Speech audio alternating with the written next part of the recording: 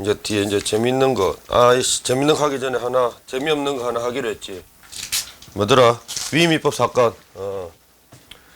자, 이제 위임위법 사건은 그 재형법정주의의 그 5가지 작은 원칙 중에 첫 번째 관습연법 금지 원칙과 관련되는 사건입니다.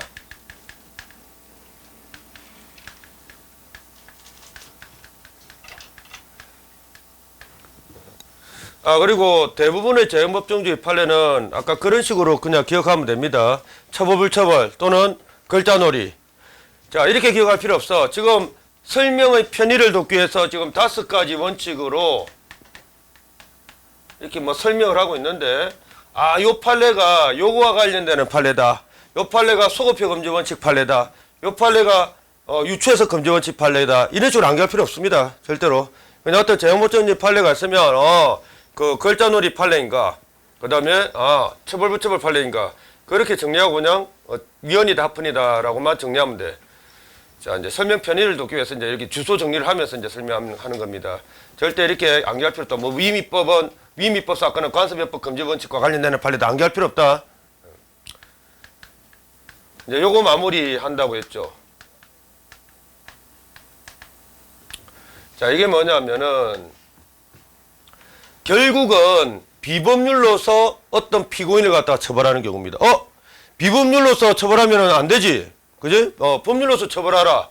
이게 바로 관습연법 금지 원칙이잖아. 법률이 아닌 비법률로서는 안 된다. 처벌하는 거 금지된다. 이게 이제 관습연법 금지 원칙으로 했는데, 아니, 위임위법이 대체 뭐길래 결국 비법률로 이렇게 어떤 피고인을 처벌한단 말입니까? 그럴 만한 사정이 있습니다. 예, 그럴 만한 불가피한 사정이 있어. 그걸 갖다가 지금 내가 이야기할 거고. 그리고 아주 엄격한 요건이 있습니다. 비법률로 처벌할 수 없지. 예, 아주 엄격한 예외적인 요건이 있어. 그걸 암기시킬 겁니다. 자, 펼치기로는 어디를 펼치는가 하면 쉬워. 아주. 이거 13페이지. 용어만 생소해서 그렇지 내용은 아주 쉽습니다. 13페이지에 있는 2번 판례 있죠. 그 위에 그 핵심 판례 중에 2번 판례 이야기를 할 건데, 자, 이런 경우 한번 보자. 국회의원들이 이제 어떤 법률로서 무언가를 규정할 겁니다. 뭐 예를 들어서 요새 환경에 대해서 이제 아주 그 인식이 높아지다 보니까 이런 거 규정한다고 치십시다. 서울에는 무슨 강이 있냐? 한강이 있지. 미안하다. 여러분들을 촌놈 취급해서. 자, 어쨌든 서울에 이제 한강이 있는데, 이제 국회의원들이 법률로서 이런 법률을 갖다가 이제 만든다 치십시다. 한강 오염 방지 법률.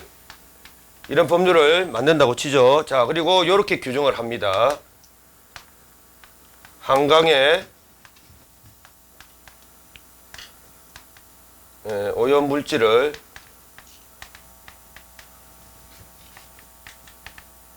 배출시킨 자는 사형, 무기, 5년 이상 징역, 뭐 이렇게 규정할 수 있죠. 예. 자, 그리고 이거 좀 명확하잖아. 내가 어떤 행위를 하면 처벌될 수 있다. 예측할 수 있지. 뭐 오염물질을 배출하면 내가 처벌되겠거니 예측할 수 있습니다. 근데 문제가 있습니다. 국회의원들이 대체 강에 어떤 오염물질이 들어가면은 그 강이 더럽게 오염되는지 국회의원들이 잘 알 수 있을까? 잘 알 수 없을까? 잘 알 수 있냐? 잘 모릅니다. 자, 오염물질, 한강을 갖다가 더럽히는 오염물질이 어떤 게 있을까? A 물질이 있을까? B 물질이 있을까? 그 다음에 뭐 HCl? 뭐 이런 거? 예. 그 다음에 뭐 C, D, E? 어떤 물질인지 화학 전공자들이 아니잖아, 국회의원들은. 화학 전공자들이 아닌 국회의원들은 한강을 더럽힐 수 있는 오염물질이 구체적으로 어떤 물질인지 모른다고. 모르잖아. 그러니까 자기네들이 이런 거를 법 조문에 안다면야 적어두면 좋지만은 모르니까 못 적는단 말입니다. 그럼 포기하라 이 말이가. 그렇지는 않고 이런 비전문가인 국회의원들이 전문적인 분야에 대한 지식이 없잖아. 지식이 없는 경우에 할 수 없이 예, 이런 걸 허용을 합니다. 자, 이런 상황에서는 포기하면 안 되지. 그럼 한강 오염물질로 더럽히는 자를 그러면 그대로 놔두라고. 에이, 그건 안 되지. 근데 오염물질 모르잖아. 그러면 이런 식으로 규정한다고.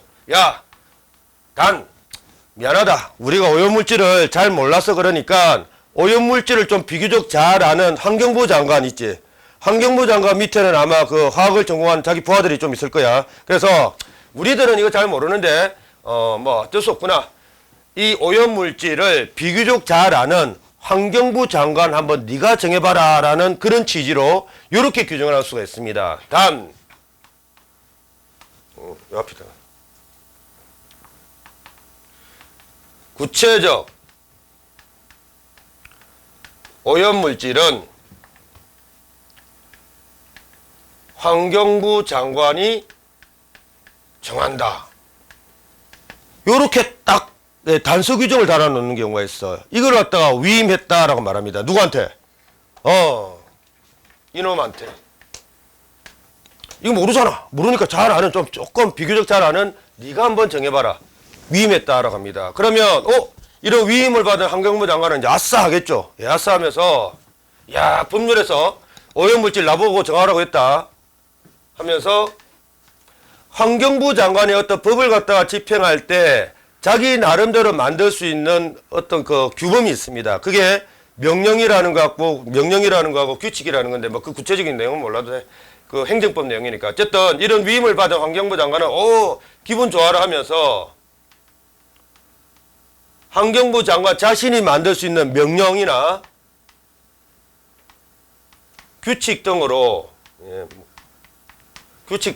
이렇게 정합니다. 자, 구체적 오염물질은 내가 우리 부하, 그 화학 전공한 우리 부하한테 내가 물어보니까 이렇다 하더라. A, B, C, D라고 하더라. 그래서 A, B, C, D로 한다라고 이렇게 규정을 합니다. 자, 근데 문제가 이 명령규칙은 국회의원이 제정한 거냐? 아니죠. 예, 환경부 장관 개인이 제정하는 거예요, 이거. 법률, 비법률? 이 비법률입니다. 그러니까 이제 문제가 생긴 거지. 자, 이런 식으로, 환경 오염시킨 자를 갖다가 처벌하면은, 잘 봐라. 이제 이런 시스템으로 환경 오염시킨 자를 처벌하면은 어떤 문제가 발생하는지. 자, 갑이라는 놈이, 뭐 공장에서 생긴 자기 그 제품 만들다가 남은 그 오염물질을 갖다가 막 한강에다가 이제 무단 방류시키는 거야. 막 배출시키는 거지. 한강이 있는데, 예, 자기 공장에서 발생된 그 오염물질을 막 이렇게 무단 배출하는데, 그런데 그 얘가 배출시키는 물질 가만 보니까, A라는 물질이야. 자, 그러면 얘는 처벌받죠? 예, 처벌받아 마땅한데, 잘 봐라. 갑한테 직접 적용되는 것은 법률이야, 비법률이야? 그렇지. 요게 있잖아. 요게 A라고 있잖아. 예. 그러니까 요 비법률에 규정된 요 A 때문에 이놈은 처벌받게 되는 거야. 그러면 이상하게 돌아가지, 이야기가. 자, 우리 아까 재형법정주의 뭐라고? 범죄하고 형벌은 반드시 국회의원들이 정하는 법률로서 만들어라. 이렇게 알고 배웠는데, 이거는 결국 갑은 결국은 법률이 아니라 비법률에 정해져 있는 요 A라는 요 비법률에 있는 단어 때문에 처벌받게 되는 그런 결론이잖아. 그죠? 예외지? 예, 예외입니다. 근데 어쩔 수 있다, 어쩔 수 없다. 어쩔 수 없다. 어떻게 할 거냐? 자, 아니 그러면 야, 국회의원 너희들 전부 다 오늘부터 화학 전공하라 라고 요구할 수 있나? 화학 전공해가지고 오염물질에 대한 논문 하나씩 전부 다 작성해. 국회의원들한테 요구할 수 있나? 그건 안 되잖아. 자, 국회의원들이 제정하는 그 법 분야는 너무 다양합니다. 대한민국의 모든 법을 다 제정하잖아. 원자력, 그 다음에 이렇게 그 환경 분야, 건설 분야. 근데 국회의원들이 그 모든 다양한 분야의 전문적인 지식이 있을까 없을까? 없습니다. 그러니까 아주 세부적인 그러나 아주 디테일한 전문적인 이런 것들은 자기들이 잘 모르니까 전문가인 저런 장관들한테 위임을 할 수밖에 없다고. 어쩔 수 없잖아. 자, 그래서 어쩔 수 없다. 예, 어쩔 수 없는데 어쩔 수 없다 하더라도 그래도 비법률로서 국민들을 처벌하는 꼬라지가 돼버리니까 엄격한 요건 하에서만 이런 위임 입법을 허용합니다. 이렇게 그 비법률로 정할 수 있도록 위임하는 법을 위임 입법 이렇게 말하는데 그냥은 안 돼. 그냥은 안 되는데 엄격한 요건이 있습니다. 그 엄격한 요건을 지금부터 이런 식으로 암기한다. 1, 2, 3. 자, 첫 번째 요건은 일단은 위임 입법이 필요한 사항이어야 돼. 필요성 요건.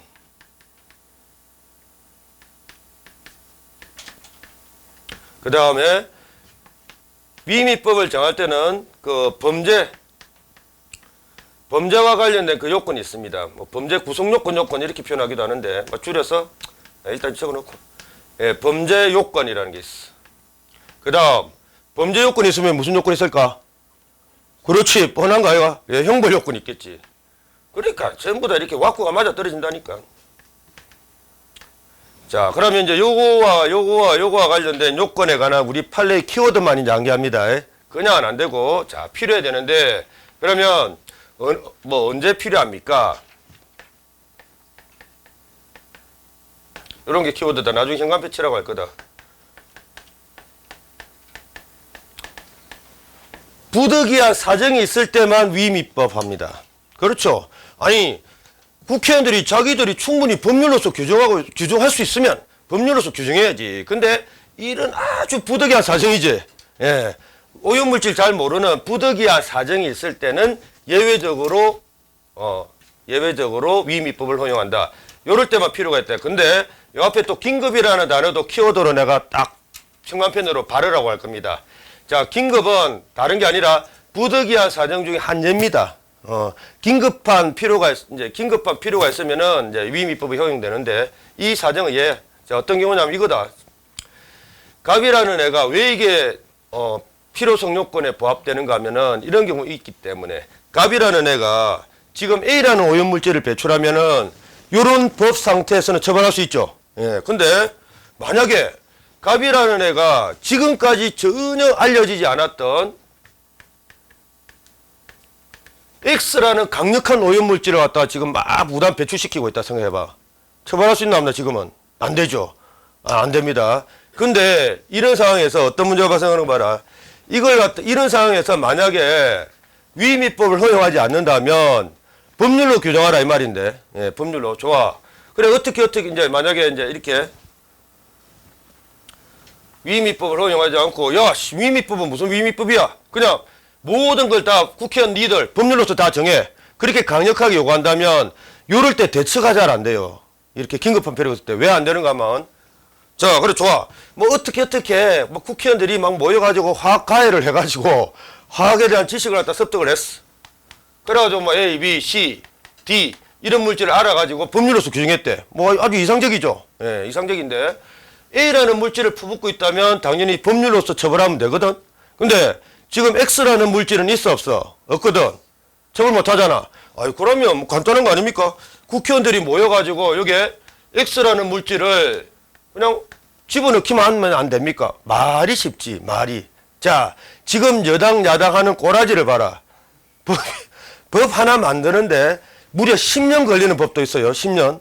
왜? 여당, 야당 싸워가지고. 그리고 법 중에 토시 하나 있지. 어를 애로 바꾸는, 토시 하나 바꾸는 개정을 할 때도 여당, 야당 싸우는 바람에 기본적으로 몇 개월씩 걸려. 기본적으로. X라는 물질을 갖다가 여기에 집어넣는데 몇 개월을 걸릴 겁니다. 기본적으로. 뭐 여당, 야당 맨날 싸우잖아. 그러면 그 X라는 물질을 법률 속에 집어넣는 그 몇 개월 동안 얘는 실컷 다 배출시킵니다. 한강 실컷 다 오염 다 시켜놨어. 나중에 X라는 물질 집어넣어봐야 소용있나 소용없나? 소용없지. 예. 그러니까 모든 것을 이렇게 법률로 규정하면 이런 긴급한 상황에서는 대처가 안 돼. 그러면 위임입법 허용하면 빨리 대처됩니까? 예, 대처됩니다. 이제 원래대로 위임입법을 허용합니다. 그러면 빨리 대처가 돼. 왜? 이런 비법률은 누구 단독으로? 장관 단독으로 얼마든지 쉽게 고칠 수 있거든. 예, 그래서 이런 거야. 한강에 누군가가 X 물질이나 신종 물질을 퍼붓고 있다. 그러면 그 환경을 담당하는 공무원들이 있겠지. 예, 환경부 소속 공무원들이 있는데 그걸 갖다가 망원경으로 딱 지켜보다가 발견합니다. 발견하면 바로 즉시 환경부 장관한테 전화를 걸어요. 아, 장관님, 왜? 어떤 미친놈이 X라는 신종물질을 퍼붓고 있으니까 환경부 장관님께서 빨리 명령규칙으로 X라는 물질을 갖다가 빨리 여기에다가 새롭게 규정을 해주시면 감사하겠습니다. 보고를 하잖아. 그러면 바로 그냥 전화 끊자마자 환경부 장관 단독으로 그냥 X라는 물질 딱 집어넣고 최종적으로 자기 사인하면 됩니다. 그러면 만들어져. 그러면 바로 처벌할 수 있죠. 이렇게 즉각적인 대처가 가능합니다. 위임입법을 허용하면. 그러니까 이런 어떤 부득이한 사정, 특히 긴급한 사정에서는 위임입법이 필요하죠. 그러니까 이런 요건 하에서만 가능한 거야. 나머지 아까처럼 충분히 국회의원들이 만든 법률로서 규정할 수 있다면 국회의원들 만든 법률로서 규정해야 돼. 근데 이런 요건이 있을 때만 위임입법 허용한다. 그 다음 중요한 거. 범죄와 관련된 요건이 있습니다. 위임입법 허용되기 위해서 일단 법률에 우리 국민들 입장에서 내가 어떤 행위를 하면 내가 대충 처벌될 수 있을 건가 예측할 수 있는 문구를 딱 규정해 놓고 요런 거 잘 모르는 것만 위임해야 돼. 그냥 이렇게 하면 안 됩니다. 한강에 뭔가 아름답지 못한 행위를 한 자는 처벌하는데 아름답지 못한 구체적인 행위는 환경부 장관이 정하대. 그러면 안 돼. 법률을 딱 보고 우리 국민들이 예측할 수 있는 그런 문구를 갖다가 반드시 규정하고 나서 위임을 한다. 자, 그걸 갖다가 예구 요건이다 이렇게 말합니다. 나중에 이거는 동그라미 치라고 할 겁니다. 예측 가능할 수 있도록 구체적으로 어떤 행위가 범죄가 되는지 우리 일반 국민들이 알 수 있게끔 규정을 하고 위임을 해야 된대. 그죠? 예구 요건. 그 다음 형벌 역시 마찬가지. 이건 아까 했다. 명확성 원칙에서 아까 했던 그 똑같은 요건이 있습니다. 그냥 자, 요 요건이야. 형벌도요 이렇게 미리 국회의원들이 만든 법률로서 형벌의 종류하고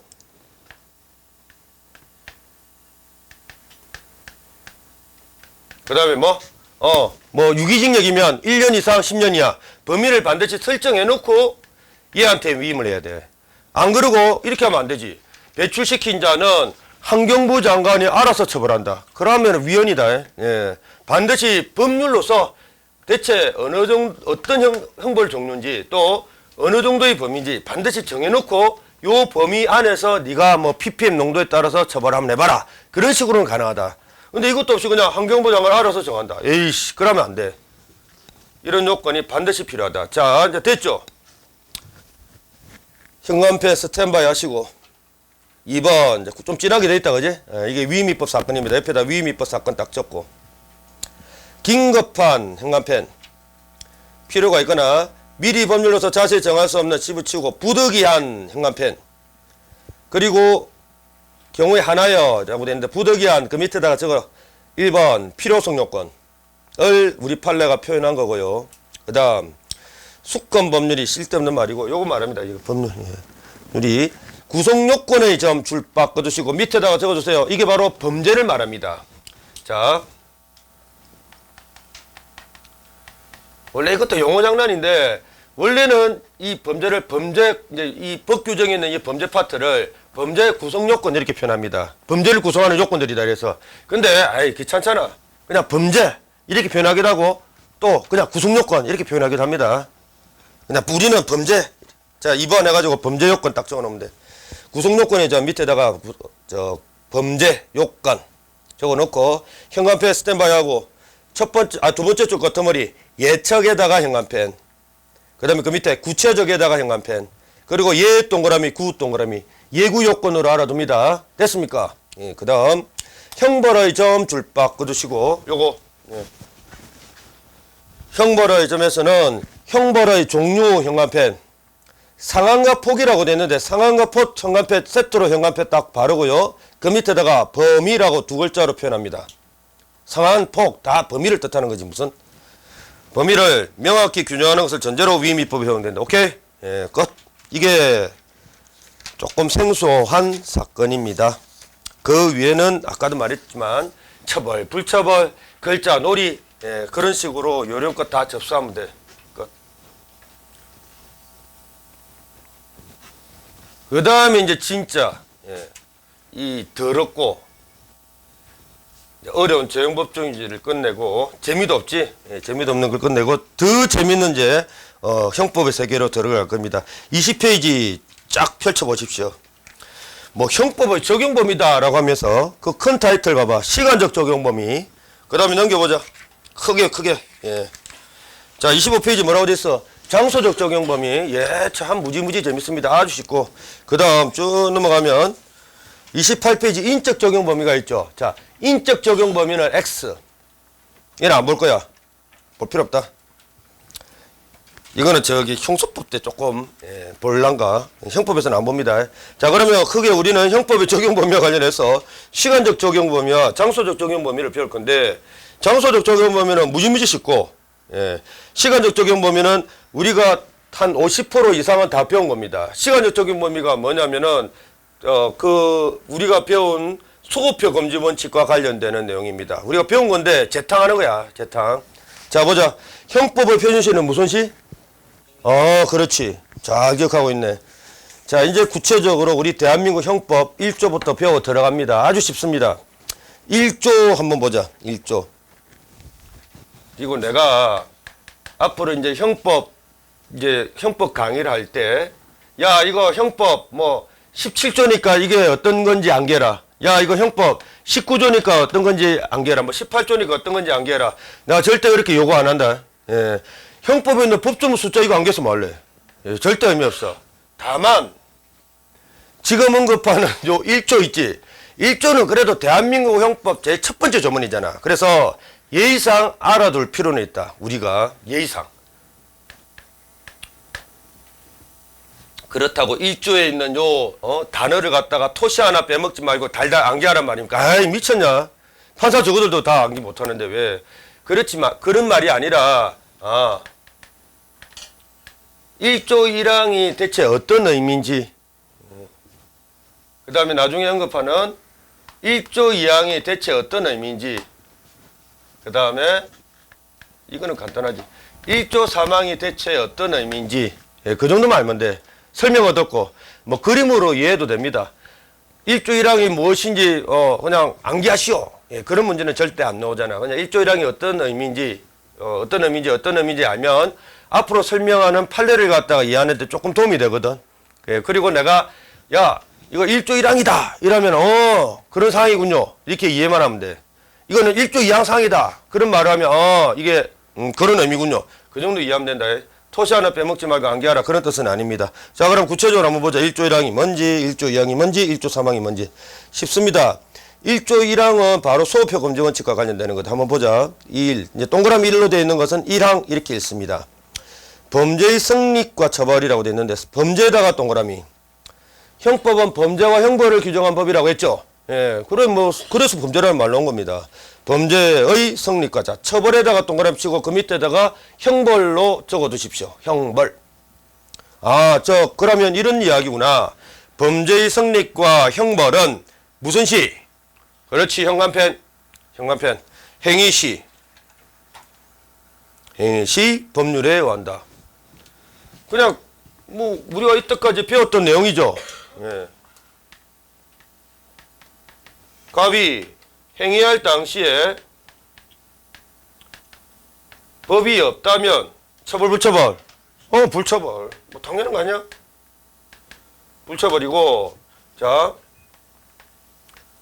을이 행위할 당시에 이제 나중에 그 행위를 처벌하는 법을 만들었대. 그러면 처벌 불처벌. 처벌받아 마땅한데 문제는 이 행위 시 이후에 나중에 만든 요 법을 갑한테 적용하는 거 이건 안 된다 이 말이지. 예, 이거는 소급표라고 하고 이거는 우리가 금지된다라고 배웠잖아. 바로 그 이야기를 1조 1항에서 하고 있는 겁니다. 행위시라는 하나의 핵심 키워드로 행위시 법률에 의한다. 맞죠? 예, 이런 내용이고요. 그 다음, 이제 요, 2번이 재밌어. 예, 동그라미 2항이라고 하는데, 2항이 재밌는데, 2항 들어가기 전에, 예, 그 밑에 소급표 검증 원칙 다 아는 거지만, 책에 있는 거 몇 개 좀 끌적거리기 보기는 하십시다. 그 밑에 보십시오. 서론은 보지 마세요. 절대로. 소급표 검증 원칙 해가지고, 뭐, 사후입법 검증 원칙, 에이, 이런 용어는 볼 필요 없다. 다만, 요거, 뭐, 다 아는 거지만, 세 번째 줄 봐봐. 행위시, 다시 한번 동그라미. 행위시에 처벌법규가 없던 것을, 이거. 법이 없던 것을, 사후 동그라미, 사후입법 동그라미, 이거. 나중에 만든 법을 사후입법 이렇게 말합니다. 뭐 동그라미 치고, 의하여 처벌하는 것은, 자, 재형법정주의 내용인 소표 검증 원칙에 위배 줄함 딱 굳으시면 됩니다. 됐죠? 예. 그 정도만 하면 돼. 나머지는 절대 보지 마세요. 절대. 그 다음, 행위시법주의와 재판시법주의 이야기했는데, 이거는 나중에 1조 2항 설명하면서 언급할 내용입니다. 예, 보지 마. 절대로. 이렇게, 내가 봐도, 형법을 내가 지금 몇십 년, 30년 공부했나? 예, 30년 공부한 내가 봐도 이거 무슨 말인지 모르겠다. 자, 이렇게 복잡하게 볼 필요 없다. 시험에 딱 등장할 수 있는 지문들은 딱 정해져 있다. 21페이지 가십시오. 이제 요게 재밌지, 요게. 자, 행위시법주의 예의라고 돼 있다. 요거는,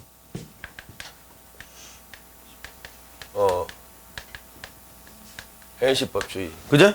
예. 그 다음에 요거는 행위시법주의 예의다 이 말인데, 뭐 대단한 건 아닙니다. 그냥 당연히 상식적인 내용이니까 너무 긴장하지 말고 행위시법주의의 예외. 아, 뭔데 예외입니까? 그럴만해요. 예, 그럴만한 예외가 있어. 자, 봐. 그림으로 이해하면 됩니다. 책으로 이해하면 절대 안 된다. 요 이야기는 1조 2항 이야기는 요런 내용입니다. 갑이 행위할 당시에 이거는 처벌하는 법이 있었대요. 예, 이제 첫 번째. 죄송. 처벌하는 법이 있었대. 그런데 요 행위 시 이후에 이제 얘가 체포돼 가지고 재판을 받고 있습니다. 재판을 받고 있는데 행위 시 이후지. 재판을 받고 있는데 국회의원들이 자기들이 요 만든 요 법을 갖다가 없애버린 겁니다. 왜? 이거는 이제 너무 고리타분한 법이다. 이제 우리 대한민국, 현실 대한민국에서는 별 필요가 없다라고 해가지고 법을 만든 사람이 법을 없애버릴 수가 있거든. 자, 법을 갖다가 없애버린 거예요, 그냥. X. 요 전문 용어를 좀 알아두십시다. 국회의원들이 자기들이 만든 법을 갖다가 필요 없다라고 하면서 법을 갖다가 없애버리는 조치를 폐지라고 합니다. 폐지. 요건 암기. 아주 중요한 용어다. 이렇게 된 거야. 자, 그러니까 행위 당시에 법이 있었잖아. 그래서 뭐 행위 당시에 법이 있다. 1조 1항 원칙에 따라서 행위시법주의니까 판사가 말이야, 재판 시에 너 유죄다라고 선고하려고 법조문을 뒤지는데 법조문이 폐지됐어. 없어. 그럼 유죄 판결 선고할 수 있을까 없을까? 뭐 없겠죠. 예, 없습니다. 그러니까 그런 내용을 규정하고 있는 게 바로 2항입니다. 그 다음에 이제 뭐 법이 있다가 법이 아예 통째로 이렇게 폐지되는 경우가 있고요. 그 다음에 두 번째 유형이 있습니다. 법이 있습니다. 법이 있는데 나중에 재판 당시에 법이 폐지된 게 아니라 법이 가볍게 개정이 돼요. 자, 그래서 행위 당시에는 법이 억수로 중했는데 나중에 재판 당시에 국회의원들이 이거 너무 중한 거 우리 가볍게 개정하자. 너무 심하지 않냐라고 하면서 이 재판 도중에 법을 갖다가 가볍게 개정하는 거예요. 예, 가볍게 이것도 볼게. 책에 있는 내용. 자, 이제 이런 겁니다. 1조 2항 내용을 그림으로 이해하면 이거야. 행위 당시에 법이 있다가 나중에 행위 시 이후에 나중에 국회의원들이 그 법을 폐지하게 된 경우 하나하고 행위 당시에 법이 있는데 억수로 중했는데 나중에 그 행위 이후에 법을 중한 것을 아주 가볍게 개정한 경우하고 두 가지를 규정하고 있어요. 네, 두 가지를 규정하고 있는데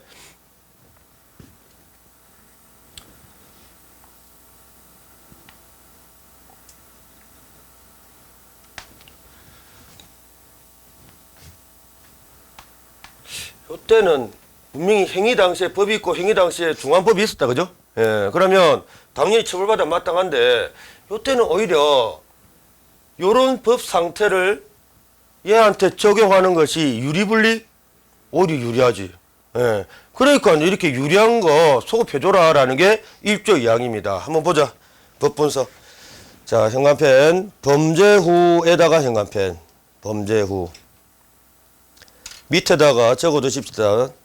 형법의 표준시는 무슨 시라? 행위시죠. 요 범죄 후라는 것은 요겁니다. 행위시 후 이겁니다. 행위시 후. 그지? 네, 행위시 후. 행위시 후에 법률 변경에 의하여 그 행위가 범죄를 구성하지 아니하거나 현관펜. 끝까지. 범죄를 구성하지 아니하거나 현관펜. 슬래시. 구성하지 아니하거나 그 밑에다가 진하게 적어두십시다. 두 글자로 뭐? 이게 뭘까? 그렇지. 폐지. 이게 첫 번째 유형인 폐지입니다. 폐지. 구성하지 아니하거나 폐지했다 이 말입니다. 하거나 이제 두 번째가 요겁니다. 경하게 된 때. 자, 형이 구법보다 현관펜 경에다가 현관펜 경. 그러면 요게 이제 용어 정리 좀 하자. 구법 동그라미. 그다음에 당연히 신법 동그라미. 자. 그러면 구법보다 경한 때는 뭐라고 돼 있습니까? 그렇지. 신법에다가 현관펜 번쩍번쩍. 신법. 이해됐죠? 지금 이야기하고 있잖아. 행위 당시 이런 법이 있는데, 나중에 행위 시후에 개정된 거 보니까 뭐 폐지가 됐더라. 안 그러면 피고인한테 유리하게 경하게 됐다면, 그냥 이거 유리하니까 이거 유리한 거 소급해서 얘한테 적용시켜줘라. 그런 뜻입니다. 됐죠? 예. 다만 이제 용어 정리 좀 하는데, 행위 당시의 법 상태를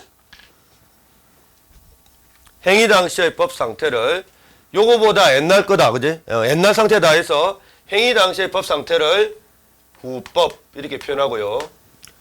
그 다음 요거 개정된 상태 또는 폐지된 상태를 구법보다는 좀 참신한 법이다라는 의미로 신법 이렇게 표현합니다. 용어다, 예, 용어. 그러면 자 물어보자. 또 다른 용어. 구법은 결국 행위시법이다 이 말이죠. 행위 당시 법이다 이 말입니다. 그래서 구법이라는 말하고 행위시법이라는 말하고는 일치하고, 그 다음 신법은 이제 이렇게 표현합니다. 이거는 판사가 재판할 때 참조하는 법이지. 행위시 후에 마지막으로 유죄판결 선고하려다 보니까 요런 상태야. 예, 요런 상태다 보니까 신법을 갖다가 행위시법 반대 용어로 재판시법 이런 용어로 사용을 합디다. 됐죠? 용어 정리한 거야. 이게 1조 2항. 그럼 1조 1항과 1조 2항의 차이를 알겠죠? 됐어. 그 정도면 접수하면 됐어. 그 다음에 몇 개 이제 판례 나올 때 조금, 살펴보도록 하겠습니다. 그 다음 3번 보자. 이제 3번에는 사망. 이제 이거는 간단합니다. 현관펜 준비하시고. 재판 확정 후에다가 현관펜. 번쩍번쩍. 자, 요거는 이제 그림으로 그려보면 이런 상태다.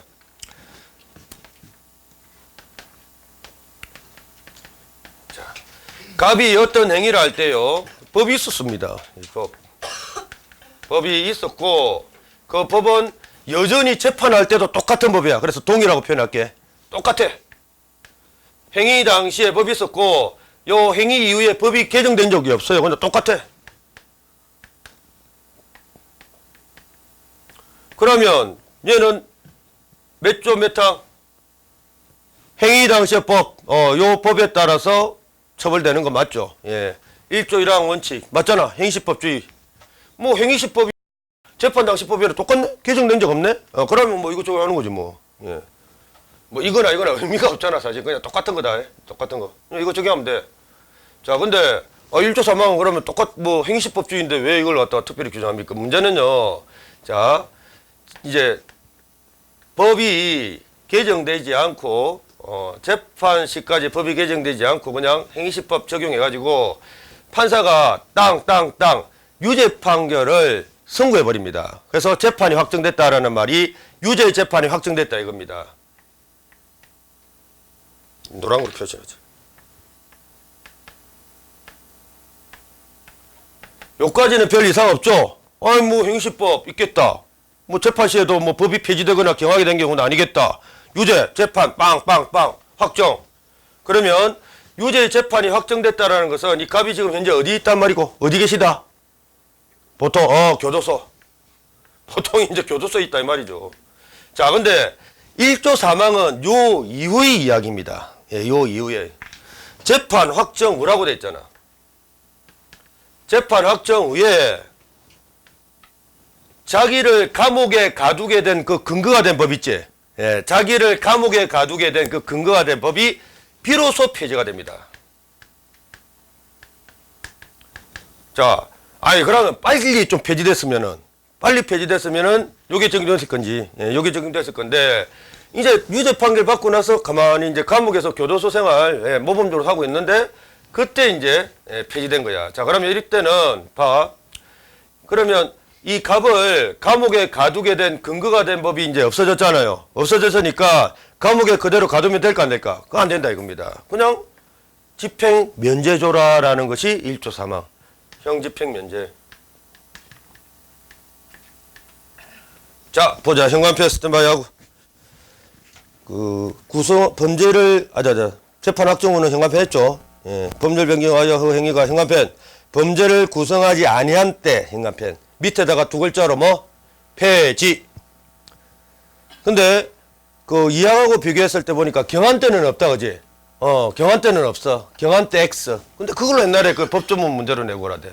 경한 때는 없어. 폐지하게 된 때만 이 혜택 줍니다. 왜? 1조 3항이 그렇게 규정돼 있잖아.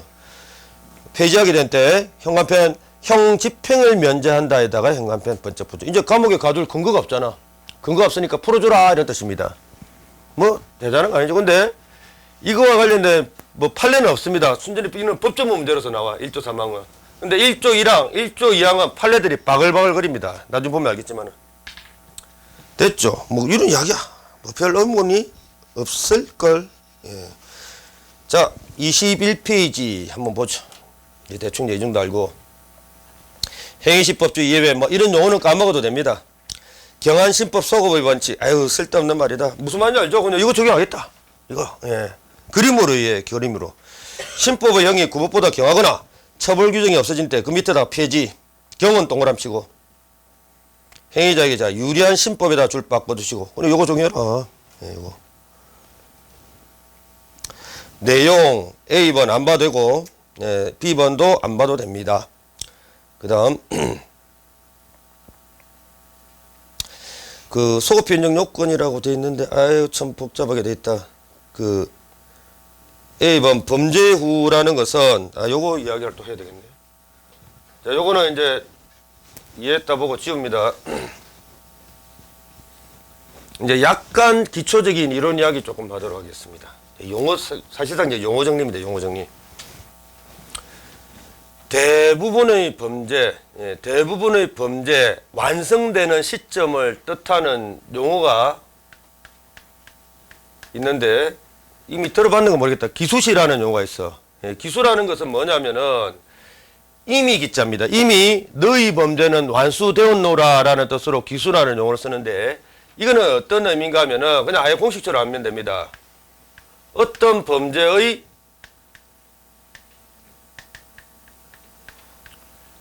결과 발생 시를 뜻하는 용어야. 살인죄 같은 경우에는 사망 결과 발생하면 오, 너는 살인죄 기수다. 그러면 이제 힌트. 그러면 어떤 살인을 하려고 했는데 찔렀는데 빗나갔어.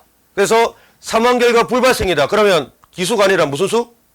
그때 이제 미수 이렇게 씁니다. 야, 너희 범죄는 임마 미완성되었다라는 뜻으로 이제 미수 이렇게 말합니다. 미수는 그냥 이렇게 어떤 범죄 결과 불발생을 뜻하는 용어다라고 기억하면 돼요. 근데 지금은 이제 미수 이야기가 아니라 기수 이야기하고 이제 종료 이야기를 좀 할 겁니다. 어떤 범죄 완성을 나타내는 그 단어가 이제 기수라는 용어가 있고, 그 다음에 지금 말하는 완료, 예. 종료시라는 용어가 있는데, 대부분도 아니다. 99.9%다가 막 절대적으로 비중을 차지하는 대개의 그냥 범죄들은 기수 시점하고 종료 시점하고 일치합니다. 개념적으로는 이거야. 기수는 결과 발생인데 종료는 개념적으로 범죄가 끝나는 시점입니다. 범죄가 끝나는 시점. 개념적으로는 다르지. 예. 끝나는 시점. 근데 잘 봐. 대부분 99.9% 범죄들은 이거 일치할 수밖에 없어. 살인죄, 칼로 찔렀다, 사망 결과 발생했다, 너는 살인죄 기소다라고 말하죠. 예, 결과 발생했으니까. 근데 살인죄 기소다라고 말한과 동시에 우리는 야, 너는 살인죄를 끝냈구나 라고 말할 수 있나 없나? 아, 결과 발생했잖아. 그지? 살인죄 결과 발생했다. 시체 만들었으면 자, 살인죄 끝났구나 말할 수 있죠. 그러니까 일치한다니까. 대부분은. 강간죄. 대부분이다라고 표현하기도 좀 부족하다. 예, 그냥 절대적인 다수의 범죄가 그래. 자, 어떤 지나가는 여성을 강간을 했대. 강간 결과 발생했지. 그럼 강간죄 기수다. 라고 말하면서 아, 너희 강간 범죄는 끝이 났구나. 너희 강간 범죄는 종료되었구나. 말할 수 있잖아. 뭐 어색한 거 있나? 어색한 거 없죠? 절도죄도 마찬가지지 뭐. 절도 결과 발생하면 절도죄 기수인고 아, 너희 절도는 끝이 났구나. 말할 수 있잖아. 근데요. 요게 불일치하는 예외적인 경우가 있습니다. 뭐 많습니까? 아니, 안 많습니다. 지금 여러분들이 암기해야 될 범죄 하나가 감금죄 하나. 예. 요게 아주 재밌어요.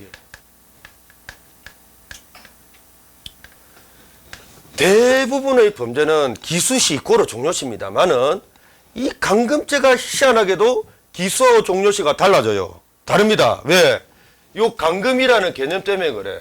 감금은 어떤 경우냐면 이제 이런 경우거든. 갑이라는 애가 옛날에 이제 A한테 돈을 빌려줬대. 근데 A가 돈을 갖다가 안 갚아. 배째라식이야. 그래가지고 열받아가지고 갑이 자기 창고에다가 A를 갖다가 그냥 딱 가두고 열쇠로 딱 끌어 잠굽니다. 어떤 사람을 갖다가 어떤 장소에 가두고 오도 가도 못하게 하면 성립하는 게 뭐 감금입니다. 뭐 안 배워도 대충 그런 느낌이 들잖아. 근데 이게 참 웃깁니다.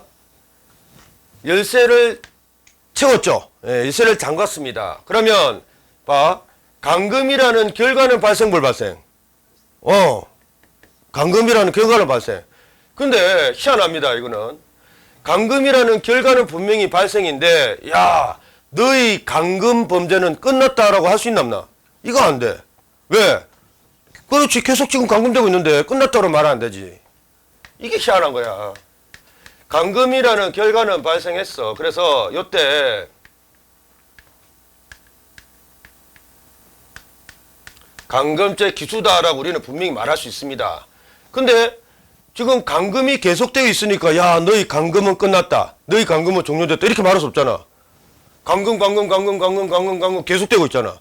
그러면 언제 감금죄는 종료되었다라고 말할 수 있다? 그렇지. 풀려날 때. 감금해서 풀려날 때, 뭐 경찰관이 와가지고 풀어주든지 하여튼 어떤 지가 혼자서 그냥 어떻게 자발적으로 뭐 풀려날 때, 풀려날 때 감금죄는 비로소 종료가 된다 이렇게 말하잖아. 바로 이게 그냥 요 하나만 암기하면 된다. 나중에 강론 가면은 한 2개 정도 암기해야 되는 범죄가 있어요. 예. 근데 뭐 총론은 그냥 요 하나만 기억하면 돼. 이렇게 기소 시점하고 종료 시점이 달라지는 이런 유일한 감금죄 같은 경우가 있어가지고 우리는 기수시하고 종료시라는 요 개념을 갖다가 다르게 또 암기하고 있어야 돼. 이기 때문에, 이놈 때문에. 하나 때문에. 골 때립니다. 자, 그러면 이게 뭐 어떤 의미를 가지느냐. 잘 봐. 아까 내가 아까부터 계속 떠들고 있던 형법의 표준시 이야기 있지. 형법의 표준시는 무슨 시다? 행위시라고 했어, 행위시. 자, 그 행위시는 기수시일까 종료시일까 요걸 갖다 해결해야 돼. 예, 분명히 범죄가 이제 끝나는 어떤 완성되는 시점을 나타내는 2가지 용어가 있는데 형법의 표준시는 행위시다 떠들고 있는데 그 행위시는 기수시냐 종료시냐 요걸 해결해야 돼.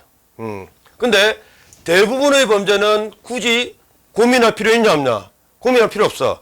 유독 이것 때문에 우리는 형법의 표준시는 행위시라고 할 때 그 행위시가 요건지 좀 고민해야 돼. 요놈 때문에. 자, 이제 정리합니다. 형법의 표준시는 행위시라고 할 때 그 행위시는 기수시가 아니라 뭐 이 종료시를 말합니다. 왜? 감금죄 같은 경우에 요 감금 종료 때까지 그 감금 행위가 계속되고 있지. 그러니까 요 때까지 계속 행위가 되고 있는 거야. 그래서 요 감금죄 종료시를 곧 행위시다라고 말한다. 자, 머릿속에 암기합니다. 형법의 표준시는 행위시다라고 할 때 그 행위시는 기수시가 아니라 종료시다. 이게 시험이 잘 나와. 왜 잘 나오는지는 모르겠다. 자, 현관편 준비하시고. 자, 그래서 동그라미 기억. 아까 범죄 후에다가 현관편 쳐라고 했죠. 그 법조문 쳐져 있죠. 근데 범죄 후에 아까 무슨 시라고 돼 있어? 법조문에 행위시라고 돼 있죠. 자, 이제 답을 낼 거야. 그 행위시는 기수시다, 종료시다. 종료시다. 예. 현관편 준비하시고 종료 후 결과 발생은 포함하지 않는다라는 말 있죠. 결과 발생 동그라미 쳐라. 결과 발생 밑에다가 뭐죠? 기수시 아니다 이 말입니다. 한마디로 기수시라고 적고 포함하지 않는다 줄바. 그럼 이게 뭐 대체 이 법 조문 적용하는데 뭐가 문제다 말입니까?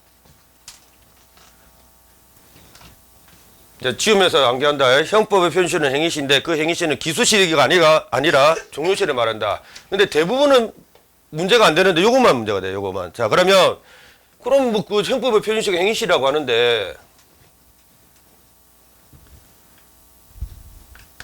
요때가 행위시다 이 말이네요. 맞아. 그럼 이게 뭐 대체 뭐 형법 적용과 관련해서 뭐 어떤 문제가 됩니까? 예를 들어서 이런 거 시험 문제. 강금죄 기수할 때 강금죄 법이 1번법이다 치고요. 그 다음 요 중간에 요 강금죄 법을 갖다가 국회의원이 개정합니다. 그걸 2번법. 그 다음 얘가 풀려날 때쯤 돼서 마지막으로 국회의원들이 법을 개정했대. 그게 3번법이라고 치십시다. 요 이유는 법 개정된 적이 없다라고 가정할 때, 자, 갑한테 적용되는 법은 몇 번법이다? 이거다 이 말입니다. 그냥 이거. 왜? 이게 행위시법이라니. 종료시가 행위시니까 종료 당시 법 그냥 그대로 적용하면 돼. 요게 경한지 중한지 고민할 필요 있다 없다? 전혀 없어요. 전혀. 이거는 그러니까 종료 이전의 뭐 여러 가지 뭐 수백 번 개정된 법은 절대 고민할 필요 없어. 다만 여러분들이 좁게 고민을 해야 될 게 뭐냐면은 종료 이후에 개정되면 고민해야 돼. 종료 이후에 예를 들어서 이렇다 치자. 뭐 이게 1번법이 1번법 강금죄가 징역 10년 이하라고 돼 있었고 2번법이 뭐 너무 이거 무겁다. 그래서 너무 가볍게 징역 5년 이하로 법이 개정됐다 치자. 그 다음에 3번법이 아예 이거 너무 가볍게 됐다. 15년 이하라고 이렇게 개정됐다 치십시다. 요 외에는 법 개정된 적이 없다. 없다. 몇 번법? 무조건 가볍다고 이거 하면 안 돼. 이거는 1조 2항 문제가 아닙니다. 행위당시법 그냥 요거 그대로 적용하면 돼. 그러면 가벼운 거 이거 적용하는 거 아닙니까? 에이, 가벼운 거 적용하는 경우는 행위시가 뭐다? 종료시를 했지. 종료시 이후에 개정됐을 때. 종료시 이후에. 이럴 때는 이제 고민해 봐야 돼. 요 종료 이후에 야 이거 너무 무겁지 않냐? 라고 하면서 얘가 지금 이제 강금죄 종료되고 나서 이제 체포돼서 재판받고 있는데 무겁다 라고 이제 국회의원들이 반성을 하고 강금죄 4번법을 만듭니다. 요거는 이제 7년 이하라고. 지금 아마 강금죄가 7년 이하라고 됐을걸? 7년 이하. 그래 이렇게 법이 개정된 거야. 요렇다면 이거는 종료 후 법 개정된 거지. 그러면 이거하고를 비교해야 돼. 어느 게 더 형이 가벼운지. 당연히 여기 더 가볍죠. 그러면 요걸 적용하는 겁니다.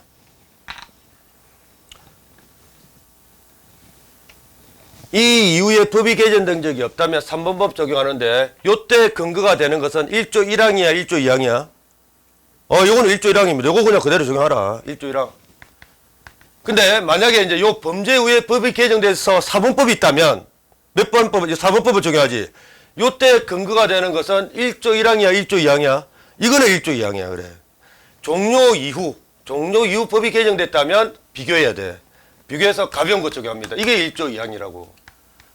알겠죠? 근데 자꾸 착각들 한다. 요 가벼운 거 있으니까 이거 적용하는 거 아닙니까? 아니 이거는 의미 없다. 종료 이전에 개정된 것은 전혀 의미 없어요. 됐죠? 조금 쉬었다가 하십시다. 이제 마지막 1시간 남았다. 오늘 너무 심하게는 이제 안 할 거야. 오늘 처음인데 속도 좀 조절해야지. 근데 나중에 이제 조금 약간 재밌는 거 남아 있습니다. 패스카마오. 기 잘리고 창자티 나고 하는 이야기 등장하는 사건이 있다.